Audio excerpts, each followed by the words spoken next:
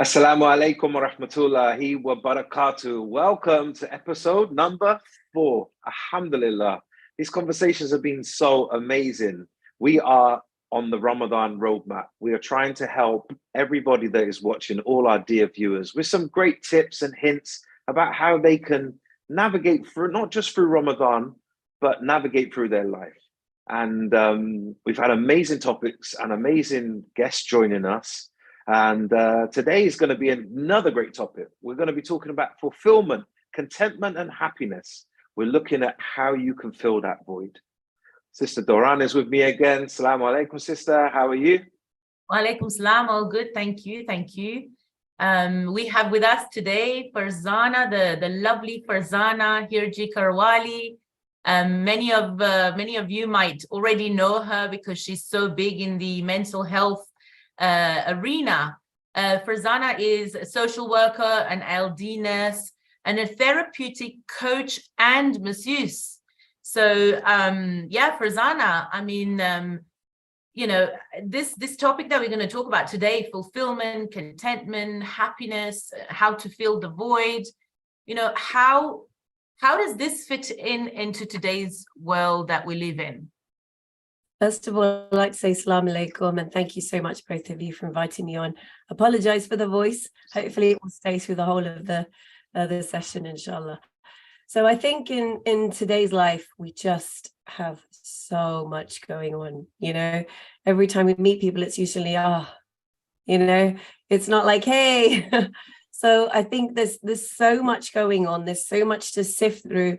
We're not getting time to pause, reflect, think, be mindful. No matter how much we want to, it becomes a physical task of mindfulness, not a spiritual task of mindfulness. Again, the word task, it becomes a task. It doesn't become a way of being. We forgot how we are as beings, and we're more like human. The being part of it is very much lost in essence. And that's not just with us, but we're seeing it in the younger generation as well. It's all go, go, go. So I think there's a lot to talk about. I love the topic that you guys have chosen. Alhamdulillah, looking forward to having a discussion. But first, I want to ask you a question, okay? Mm-hmm. Do you have a selective memory? Both of you have to answer this.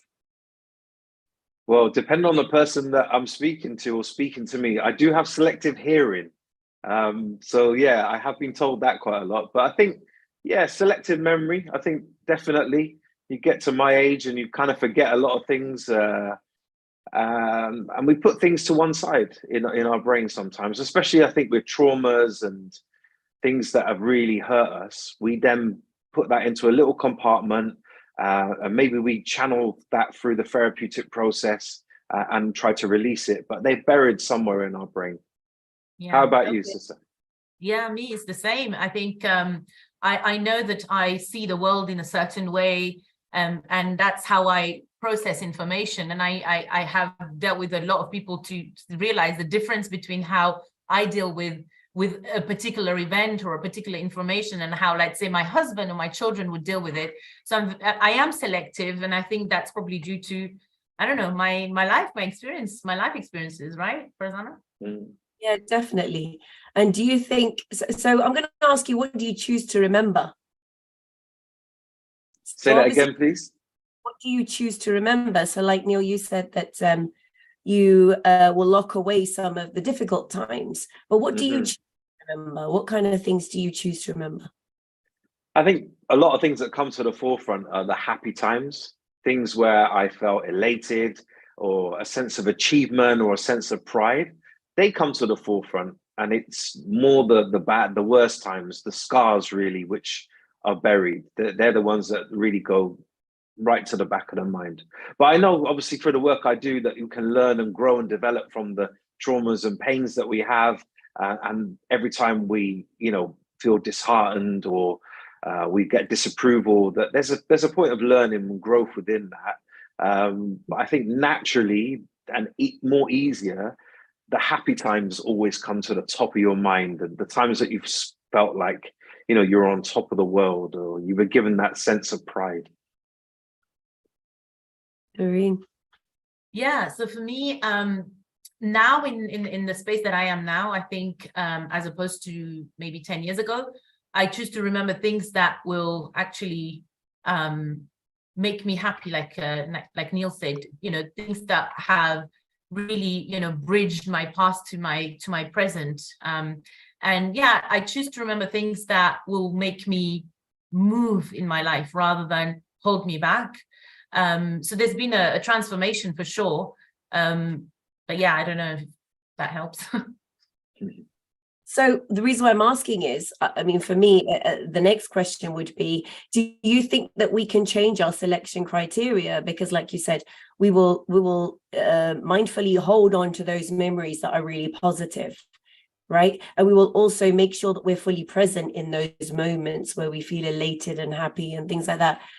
And when there's pain, we won't, even within that time, we will refrain from holding that within our memory. In the process of taking it in, we won't fully take it in. We will take it in as a viewpoint, not as a fact, because it can be quite, at the time. So really, I think one of the things that we need to think about is being very selective about our memory and making sure that to feel contentment, that we hold on to even the smallest difficult times that can give us an understanding that actually it was difficult, but Allah was there to support me. So forgetting the difficult time can also make you forget when it comes to the fact that Allah was there to pick you up from that time. Does that make sense? So if we're not selecting that as our memory and we're pushing it away, we will also lose with it the bit that comes after, where we've actually realized, looking back, that's when we usually realize that was a difficult time, but you know what? It was actually a blessing in my life. I've learned so much from it. You won't see that because the perception you looked at it at the time made you want to put it aside. And also, you won't be able to reflect in retrospect on it in the best way possible to see where Allah's love has come through.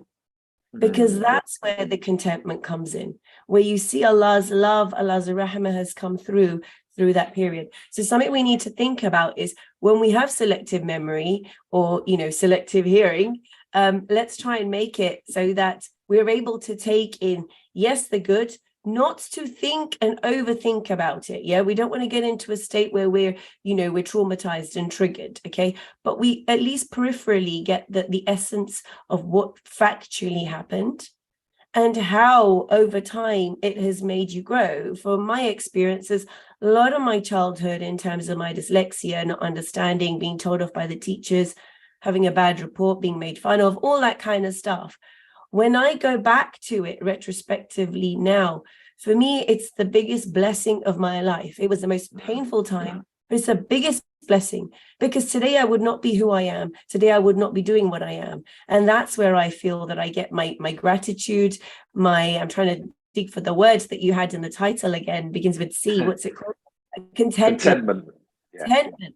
You know what? Allah's got my back. He always did. And he always will. And that trust comes in. That trust that Allah is there allows you to feel content. Come on, if you're walking around doing things every day, knowing that you've got a bodyguard next to you, you're content, right? You've got nothing to worry about. And Allah is just that. He's more than a bodyguard. He's around you, 360 degrees. He's next to you. He's over you. He's within you. You have to be able to acknowledge that to feel that contentment within you, that, your superpower is with you all the time, has looked out for you and is there for you. Mashallah. I think it's in those times, we often, in the good times, in the times where we get that, maybe we've got a job that we just wanted, or we've got a reward that we want, or passing, we're saying alhamdulillah, alhamdulillah, alhamdulillah.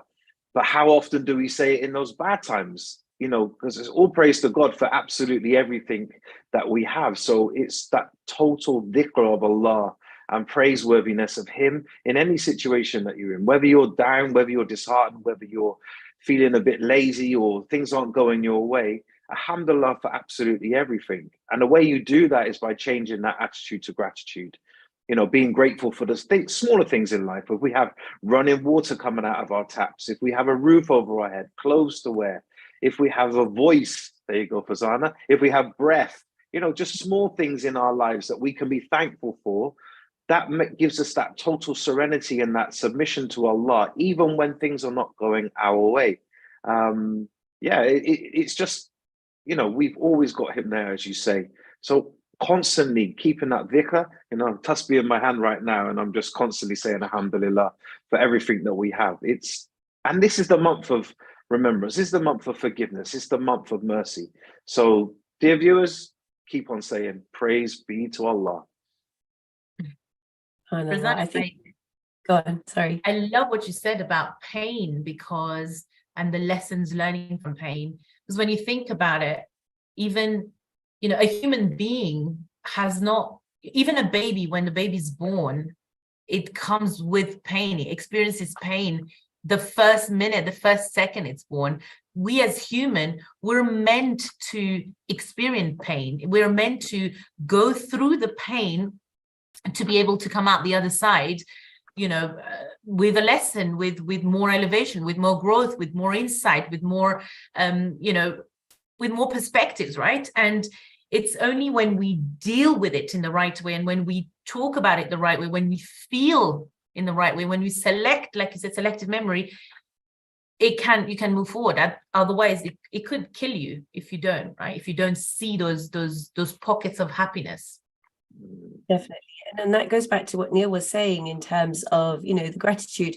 I mean, there's a lot around gratitude nowadays. I get up in the morning and I do my normal gratitude routine. But that goes back to what I was saying before. We're doing tasks. It's a task. I got to get up at 5 o'clock and I got to stay in my gratitude thingy. And before I go to bed, I got to do my journal. It's a task. We're not fully present within it. A lot of the time, we're just doing it. And what happens if it's a task is the gratitude is written down, but at the same time, all the difficult memories are coming back. And neurologically, we are strengthening those memories again and again, triggering ourselves and then reinforcing it with the gratitude.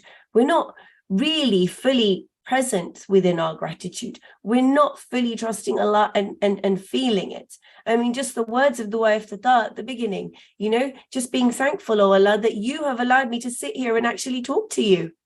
That's come from you, and if you hadn't given me that, I wouldn't have that ability to sit here and have a session with you and have a good moan, during the Dua Iftitar. The first, literally the beginning, I feel is like a moaning session. You can sit there and complain, but in the most beautiful manner, that it's actually, you're taking so much from your own complaints. It's an offload, and we're so lucky that we have these duas that allow us to offload, that allow us to retrospect and introspect at the same time, that allow us to check our niyyah and allow us to look forward. And if we're mindful within those duas, we will feel contentment by the time we finish. And come on, every time you've listened or read a dua that really works for you, how do you feel? You really do feel that contentment, right? But we don't hold that through the day. We kind of just compartmentalize it to that moment of the day, and that's it.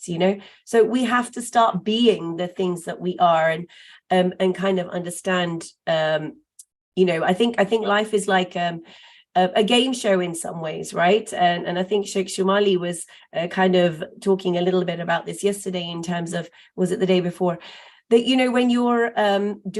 when you're doing something, the niyyah has to be really perfect. It has to be really positive. It is God-centric, the niyyah, because you're trusting in Allah. And that has to be a reality when you're doing that. And as you're doing that, things will always be positive.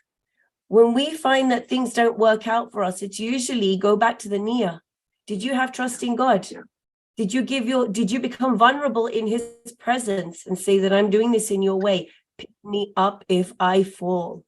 Did we do all of that? No.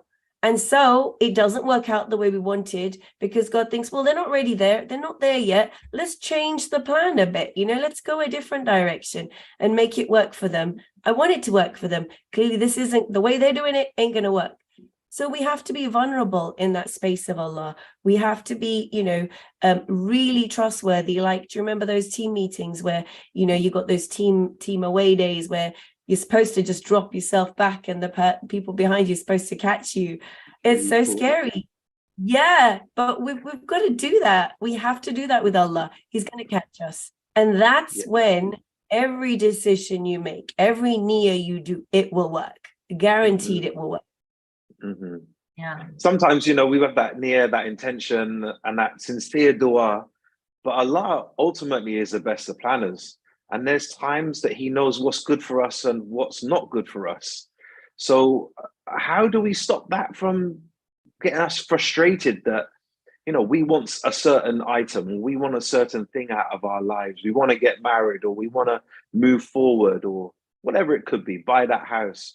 But Allah has a different plan for us, a different outcome.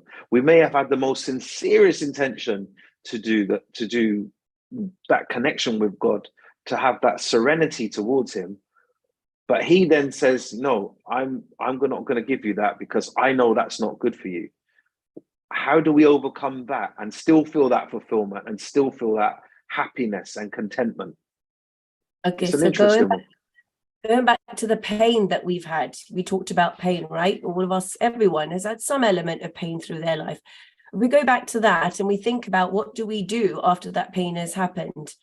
We close up, we put our barriers up, we become protective of ourselves, and we become so protective that we protect ourselves even when we're in front of Allah, even when we're in a space of salah, even when we're in dua, we've still got that negativity about, or feeling sorry for ourselves, or, you know, covering ourselves in cotton wool. But why in the space of Allah? We need to let go. And we always want to have control. We want to have control too. And I'll say that for myself. So many elements, like my kitchen, I want to have control, you know? And when we have control, that's when we don't have the avenue to be content. So I'll give you an example. We have seasons, right? Which season do you find very difficult, and which one do you enjoy the most? I'll ask Doureine. Yeah, go for it, sis. Winter is the worst for me.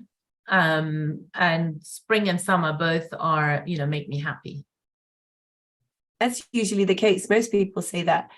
But you know what? A couple of years ago, I said to myself, I'm not going to go through winter cringing, moaning, complaining that I can't get up.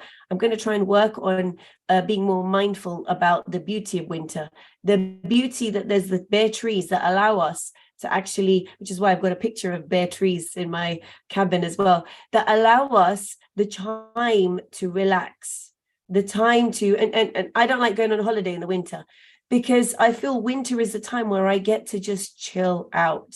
You know, that cozy kind of in front of the fire, watching a movie, having popcorn, that kind of thing. You don't do that in the summer, you're out and about. So there's an appreciation to have, again, gratitude to have with the seasons as well, and allowing ourselves to not want to control our life around those seasons, but to let them be, you know, and let us be within those seasons and appreciate them and give them just as much value. Again, that's allowing us to let go of control and allowing us to be part of those moments and those seasons. And if we can do that in any state of our life, okay, our vision of the world will change. Our vision of how we do things will change. You know, just being and appreciating even the things that are not in our control, but there's so much benefit within them. Does that make sense? And that kind of answers question in an indirect manner, Neil, I think, would you say? Yeah, definitely. I agree with you. It's beautifully put. Thank you so much. Going back to the seasons, you know, again, I love watching the earth change, the world change in terms of the seasons. It's a sign from Allah subhanahu wa ta'ala. You see the trees fall in with leaves, and autumn for me is one of my most beautiful seasons because it's making room for new growth. It's changing the cycle that's going on out there. You see spring and new life. Allah is showing us that we can continuously grow, we can continuously change and develop just the way the seasons show us. I ask our viewers a very simple question. Does the sun ever rise or does the sun ever set? Most people say, yeah, the sun rises, Neil, and the sun sets every day. Actually, guys, the sun never moves.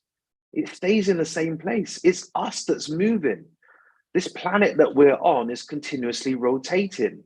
And that's what we need to do. As human beings, we continuously need to move. Allah is showing us signs everywhere. And if you can have that connection and that total serenity. And if you want to feel that sense of gratitude and happiness, actually just take a moment to pause and reflect of everything that is around you, because it's there. It's closer than your jugular vein. The universe is within you, dear people. Just capture a few moments, stop, pause, and reflect. Inshallah, it does work. And to add to that, Neil, and to add to what you said also, Farzana, the interesting thing about contentment and fulfillment, you can actually see these in examples within our faith. When you see Prophet Yaqub, you know, who had Sabr Jamil, but who was also grieving, but also had contentment. You can see Bibi Hajra, for example, who still had contentment, tawakkul, and faith, yet she, you know, she was probably very worried for her baby. And I think that it really ties really nicely with what you said.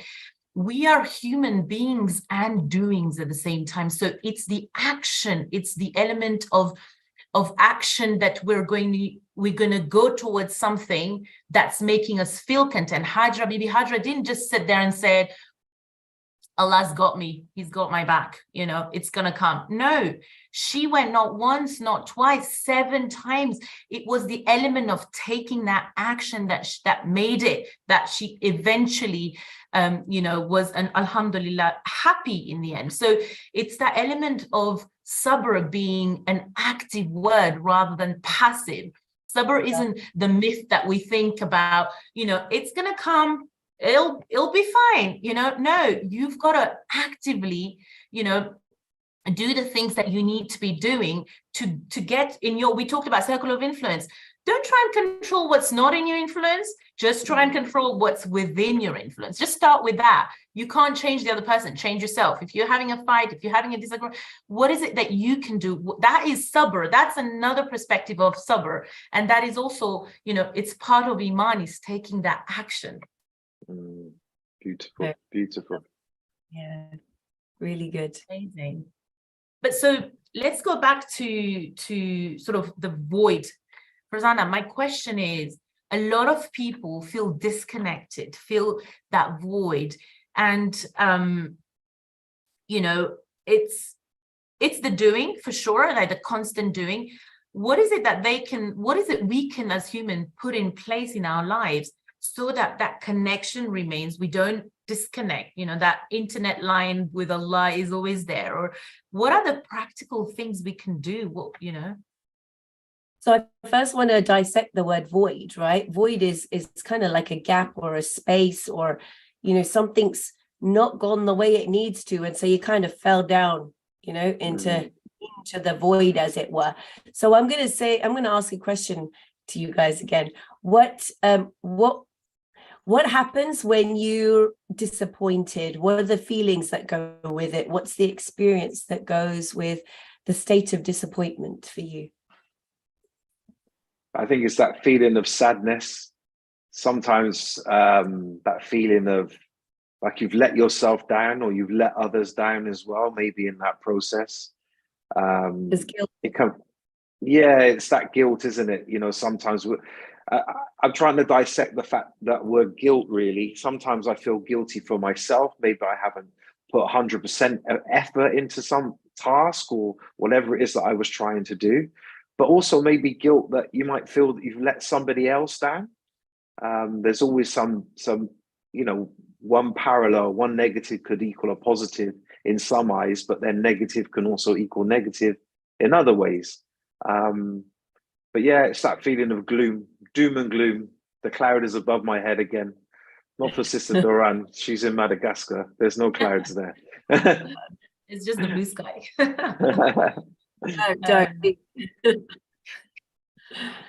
Yeah, for me, I think I resonate with what Neil just said, and it is guilt, and it's that feeling of that sinking feeling that, oh gosh, you know, you can actually, I can actually feel my heart sink sometimes, literally the feeling of it, and also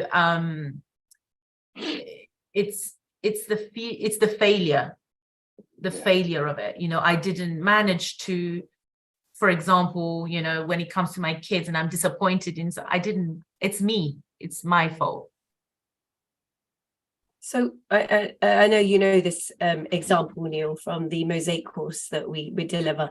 So when you have a period of time where there's been failure or disappointment, it's designed that you're meant to go into a state of depression for a little while, or a low mood or whatever.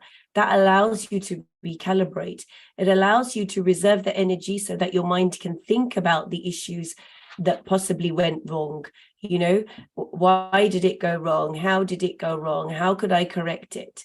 Unfortunately, in that cycle of asking those questions, when we feel sorry for ourselves, when we start protecting ourselves, when we put our barriers up, we get locked in that space.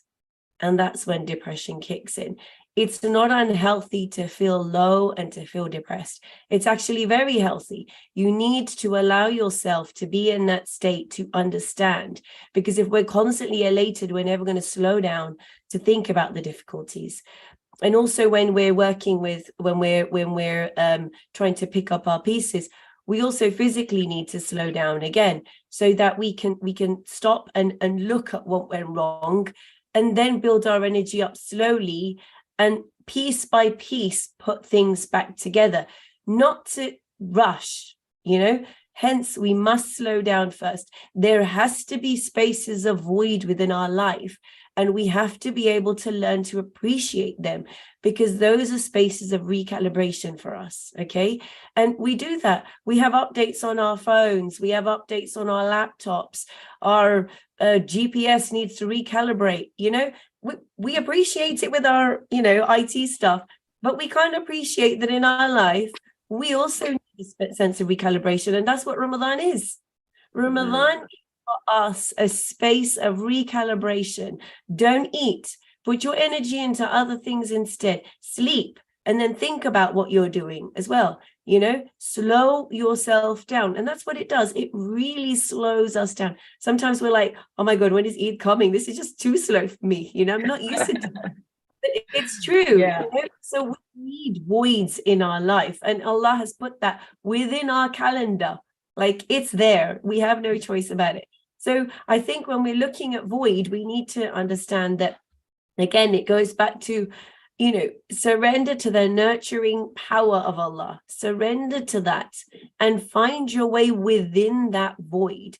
Don't use a void as something that's putting you down. Change your perspective. Right from the start of this discussion, right to now, everything has been about perspective. A lot of stuff that we've talked about has been about our perspective. There is fear of the unknown. That's why we don't like the void. We don't know what's going to happen when we come out of this dark tunnel and we start facing the world again. The void, you could see it as a time of COVID. We all got kind of stuck behind closed doors. The fear of the unknown of coming out into the world after COVID was us coming out from that void of 3 years or 2 years in our life that we spent behind closed doors.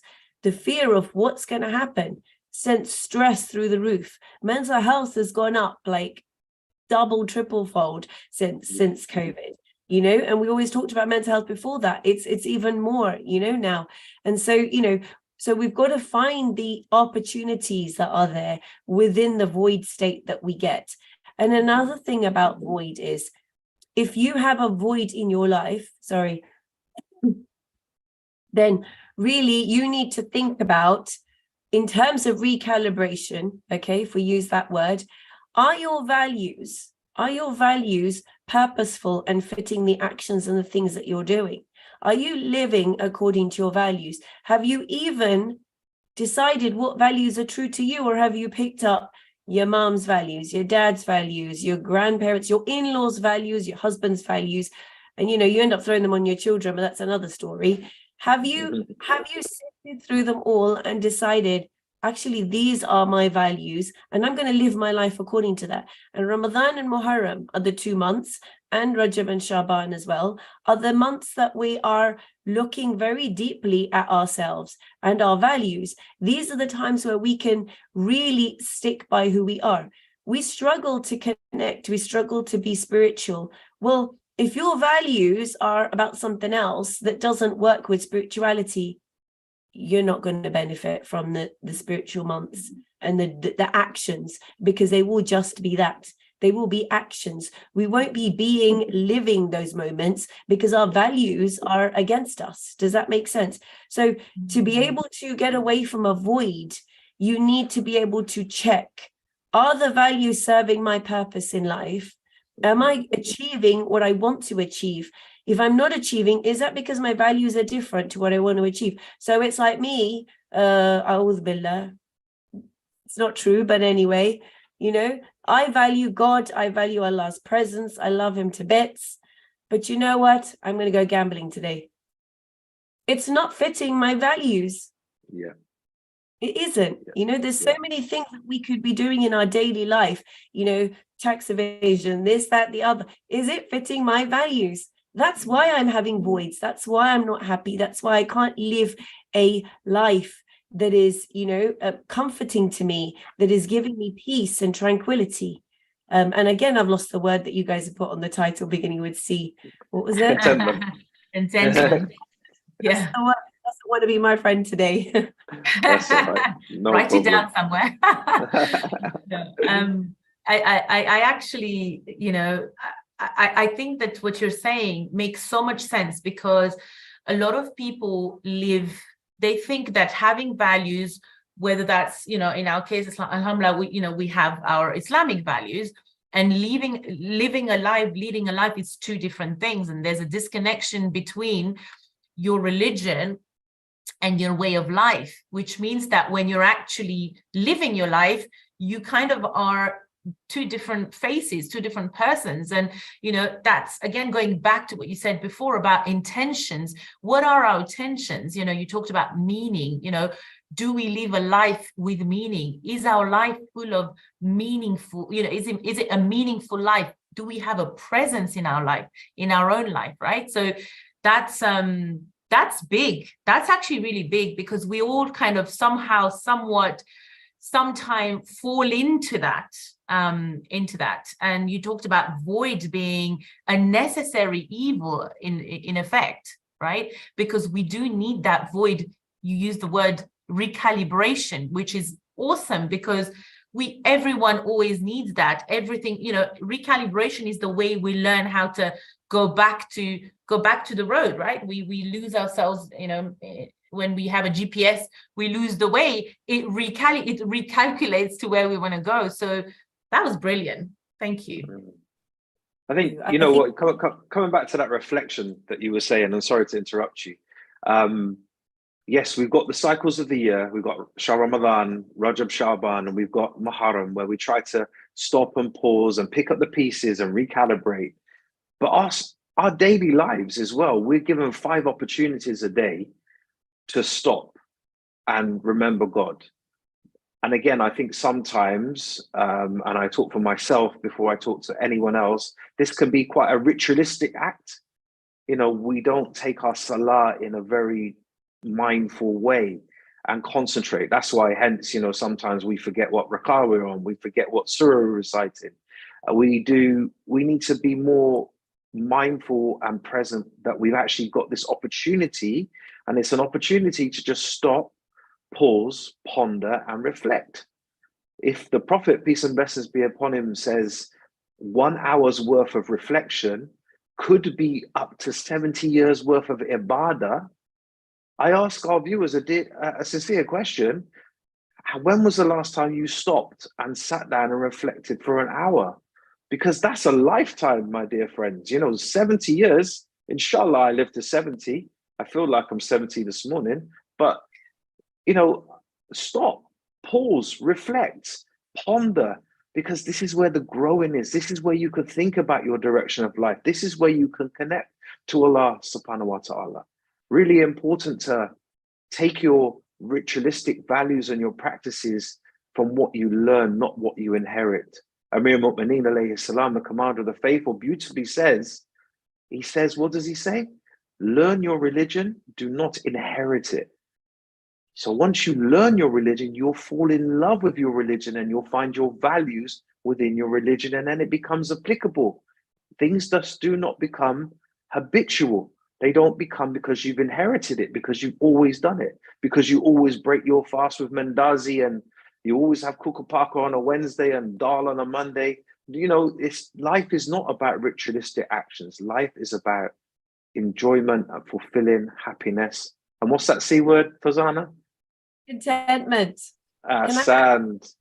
Add flexibility in there as well, because we don't like change. We just don't like change, do we?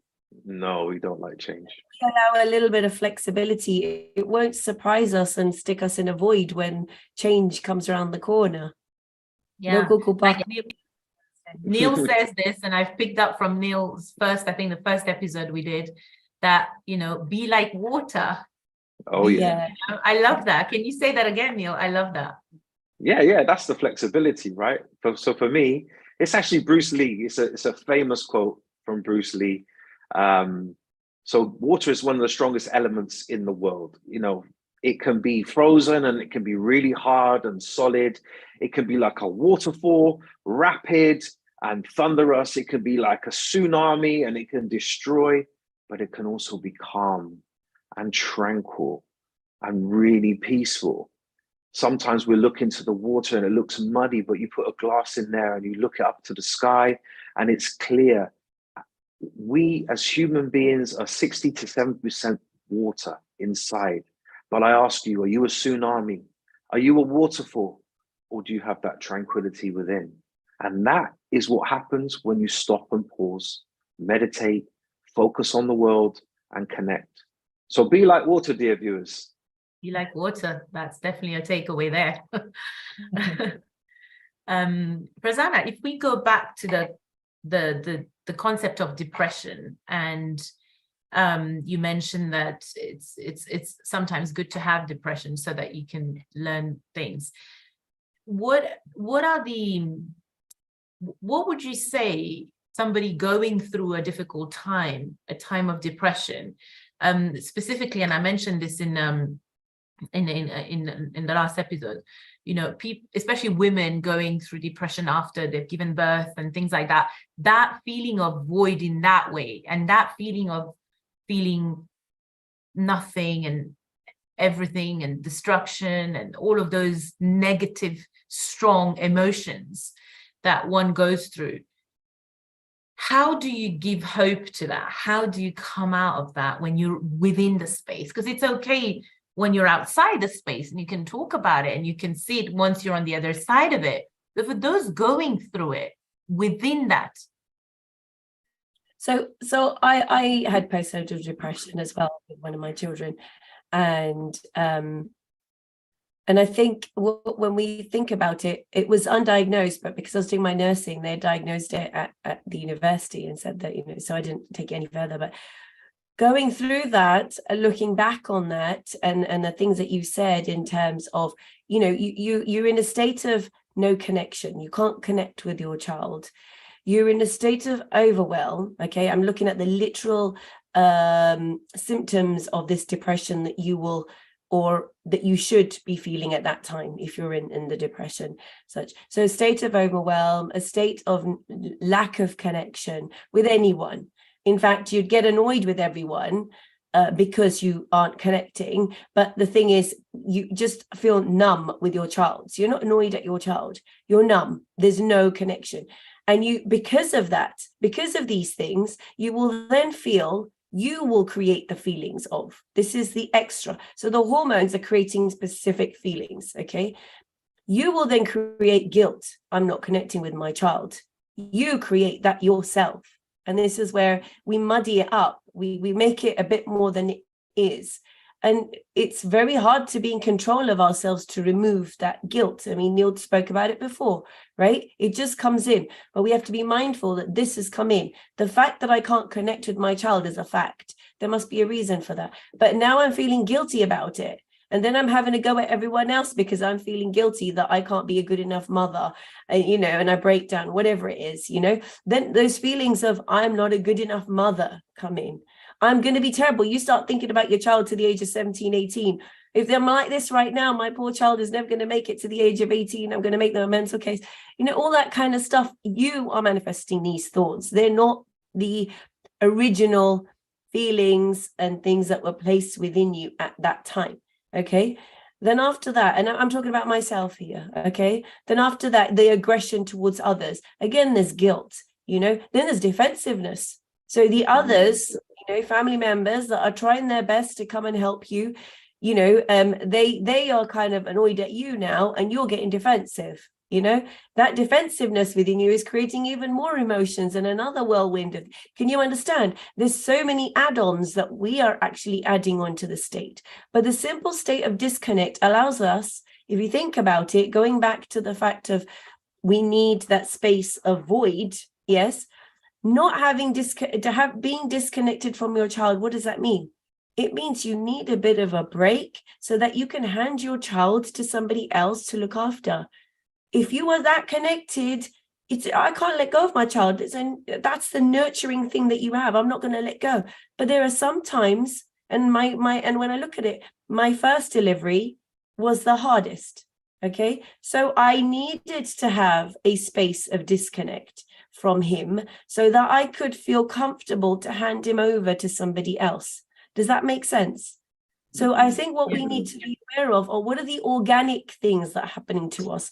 What are the things that we are putting in or feeling as a result of the organic situation within the environment? Always think about what's happening to us as, different levels. There's an internal state, okay?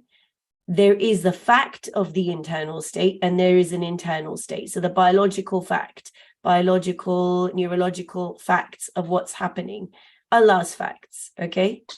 Then there is the emotions that we feel, which is the internal state. Then there's the environment and the reactions it has with the emotions and the altercations it has to create us to put up more barriers and fight back with the environment, and it fights back with us. Can you see the mess that's occurring there? In a state like that, we're losing a lot of focus within what's happening. So having postnatal depression, from my experience, actually was a very painful situation because of the way I may have made it and the environment may have made it. But the purpose of it would have been, I would presume, from the state that I was in, allowing me that space and time again to recalibrate and be able to give the best I can to my child. I hope that made sense. A bit long. Yeah.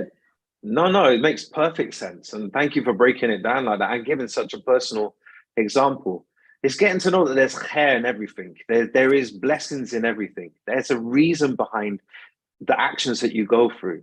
I've had times in my life where it's been so tough and so hard, and it's very difficult to move forward. So many bombardments before I reverted. I had what I call my year of sorrow. So many things happened to me. But that, through going through those hardships and those pains in that year, actually brought me to the beautiful religion of Islam, made me a Shia, made me put my head and supplicate and say, La ilaha illallah. And when I look back on some of those moments, when I look back at some of those things that I went through, and you guys know, as coaches as well, yes, it's great sometimes when we're with our clients and we're using the practical tips that we've learned in our study books. But sometimes, maybe 50s, maybe 60% of the times, we're using our life experience to help others get through their struggles and their issues and their roadblocks. We understand that these roadblocks are there for a reason. They're there so we can climb over them. And then we know 100% that we'll be down again. If we all of us put our hearts on a heart rate monitor, what are we going to see? We're going to see up and down and up and down and up and down and up and down. Dear viewers, that means you're alive. Yeah, you are alive. You never want to get to a point where you just see that flat line. So life is up and down. And if you notice one thing, it's not down for too long. It picks itself back up. So it's okay to be down, but pick yourself back up and understand that life is like that. I say that life is like a roller coaster, right? Everyone's been on a roller coaster, been on one of those theme parks.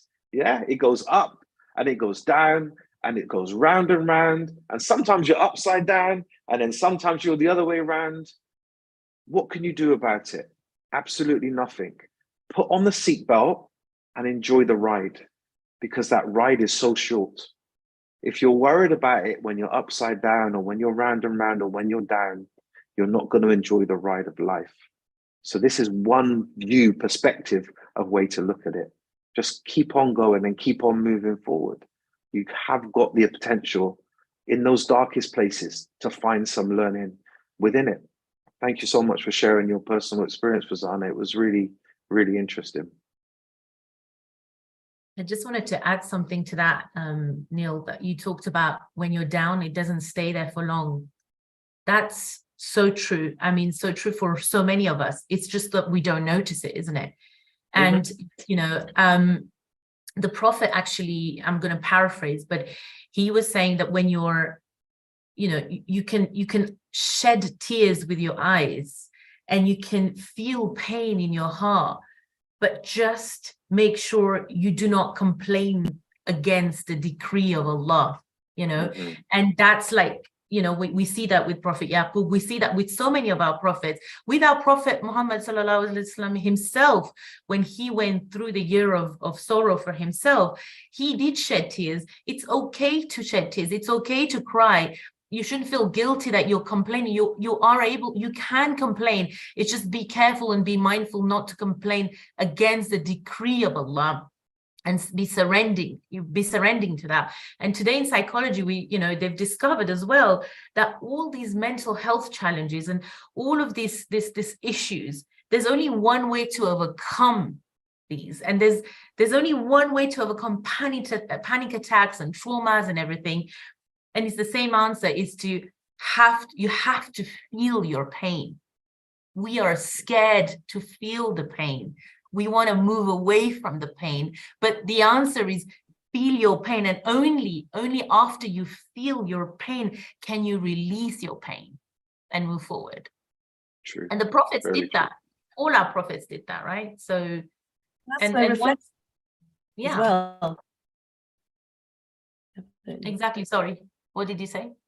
That's where reflection comes in as well, doesn't it? You know, if we don't reflect, allow ourselves to, we can't just reflect on the positives. We must reflect on positives, yes. And we can't just reflect on the negatives. We need to reflect on both. We need to feel the pain, and we need to feel the times when we were quite elated and happy and, you know, calm as water. Calm as water, reflective as water. As they say, you know, if you're in the gym, what do they say? No pain, no gain. Yeah, Yes. so literally it's quite a true phrase in that respect. I want to do another hadith from Amir al-Mu'mineen, Imam Ali alayhi salam, and it's something that one of the first hadiths that I ever learned, which I attributed towards Rumi in my ignorance, and that is the stars can only shine in the darkest places, which is such a deep hadith. You know, in my humble reflection, my humble opinion, it's in those darkest moments when we've got our head down and we can't see anything, we can't see that light. We just need to lift our head up and understand that the stars are shining. The light is there. It is there. There is always light at the end of that tunnel for you. But you just have to lift your head up and have hope that you'll go through it. And know that that light is your contentment, is your happiness. It is being flexible, and it is moving towards that life of fulfillment. We all go through dark times, but the stars will never shine. This daytime now, well, it doesn't look like daytime in not so sunny England, but the stars are out there. They're still in the sky, but we can't see them because it's dark. It's not dark. So when you're in those places, always have hope, and remember that beautiful hadith from Imam Ali alayhi salam. The stars will only shine in the darkest places. Do we have time for one quick story, real story? Yeah, definitely. We've got about 10 minutes. Go for it. So when you were talking about, you know, the deepest, darkest moments, so as a nurse, oh God, it's been nearly 20 years practicing. I've worked with people that have passed away, palliative care, all that pain, family difficulties, all of that stuff. For being at many people's bedsides while they're dying. My grandmother died. I held her hand as well, and she passed away. My grandfather died in that on his way in the ambulance from home, and I was the one that obviously worked. So I've been exposed to death so much. Thinking that into it. I'm okay. I can manage it. I'm in control. But 3 years ago in Ramadan, when my father passed away, when he was going through, a lot of difficulty, he had a kidney issue and he went into hospital. And as a result, unfortunately, it was the beginning of COVID. And he ended up catching COVID. So we never saw him again. That was it. Went in, that was it. But during that time, obviously being a nurse, I would check up, look at the stats, look at what was going on with him, and what I realized is that I was trying to control the situation. Well, you look, what medication are you giving him? How much are you giving him? Why are you giving it? When are you giving it? No. And then I got a call one night, to say, and this is when the deepest, darkest bit that you're saying, it just took me straight back there when you said about seeing the stars in the dark. It was so sad. The doctor called me, and I worked with doctors all the time. They never speak like this, never. And maybe it was Ramadan, maybe she was a Muslim, that's why she goes to me, your father only has this night 24 hours. It's very critical. If he gets through this, he'll be fine. If he doesn't, that's it. Just imagine that state when you can't even be at your father's bedside when he's passing away. He's all alone, all that pain. And I'm not saying this obviously because I'm trying to get attention from it. What I'm trying to say is, how does that impact us? We bring all that onto us, right? And we feel sorry for ourselves, even though he's the one that's, and that's how I was in that state. I can't let go. I need that control. I need to make sure he's okay. I need to do my best for him, blah, blah, blah, blah, blah. Me. And then I literally started reciting a munajat of the 12th Imam that I'd been listening to quite a bit. And I literally felt I was in the lowest position. But in that position, I felt comfort. I felt like somebody had their hand on my head and said, it's going to be okay. You'll get through this. Whatever the case, you'll get through this. He did make a comeback, but unfortunately, again, the COVID stayed recessive. It was a double whammy, COVID, and it came back when he was weaker. And so the following week, same time, a doctor said to my brother this time, this is it. He can't come back from this. He's too weak from this. His organs are going to shut down now. You have to now think about what's going to happen next. So what do you want to do? So my brother called me and said those words, and he said, let go of control. This is no longer about you. Let go of, asking how much oxygen is he having. Stop checking the stats. Stop checking everything now. If this is his time to go, let him go. Let him go from yourself, And those words will never leave my head, because I was controlling a situation where I should have had full trust and tawakkul on Allah that he will, if he takes my father, it's fine. It's his right. It's his. It's not mine, And again, I fell into a very deep state. I think people have heard my talk that I'd given hours after his burial. In that time when I was sitting and I'd got the news from my brother, I literally went into that state of void that we're talking about. Total darkness, not knowing what to do. The good thing was there was no guilt or anything like that. I'd done the best I could. I'd worked through everything that I possibly could. At that point, I was ready to surrender. At that point, I said, where is the beauty in this? I want to see it. I want to see it. I need to understand how this is going to be a good thing, because I only see it from a negative perspective. In that time, the words of Bibi Zainab, I see nothing but beauty, came to my head. And that's where I understood in the full essence what that meant, that even in your deepest, darkest moments, there is beauty in this, in how you let go, in how you allow. If we let go, then Dad can let go. He can move on. Does that make sense? We're so interconnected with each other, and we don't realize sometimes our pains are put on other people, and vice versa. We always want so much control, but we need to learn to let go in those times and really surrender to Allah's, what Allah wants from us, what Allah wants from the situation. Alhamdulillah, what a beautiful person I had in my life. What a beautiful life I had. I can only keep those selective memories and use them as learning for my future. Yeah. Alhamdulillah. That's a beautiful mindset. That's the way to see it. That's being mindful and present. That's actually looking at it from the different lens. May Allah subhanahu wa ta'ala raise the status of your marhum father, inshallah. And we see the attributes of your father in you. You know, we know his beauty because we see our beautiful sister here who's sharing a great knowledge. And thanks again for sharing such a personal story as well. But dear viewers, you know, this is something that we can all learn from. This is how we find contentment and happiness. And let's pause. I mean, let's reflect on that statement from Bibi Zainab, which you could pause and reflect for hours upon hours to understand what was meant by that. She had just seen her whole family massacred on the day of Ashura. She'd seen torture and bloodshed, but yet she stands there and says, I see nothing but beauty. Subhanallah, subhanallah. Would we ever put ourselves in that situation? Do we feel depressed? We feel down. We feel we haven't got things our way. Do we see the khair in it? Do we see the beauty in it? This is the state that we need to get to, and this is where we can do that by stopping, pausing, reflecting, being flexible, looking at things from that different lens, seeing the stars in those darkest places, and finding the khair in everything, finding the happiness and the beauty in it. Inshallah, we can all do that. Definitely. Inshallah. We're coming into the... Sorry, I was just going to say, this is a good example of that selective memory you spoke about, you know, the good selective memory, and then what you know, us as human beings, we're very selective. We forget that nothing belongs to us and everything belongs to Allah. Everything belongs to God.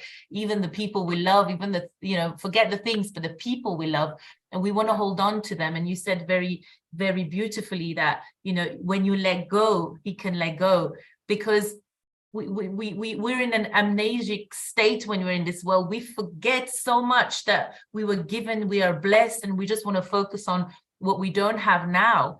And your experience, and thanks for sharing that. It's beautiful how you came to that realization and you went through the process and you applied everything.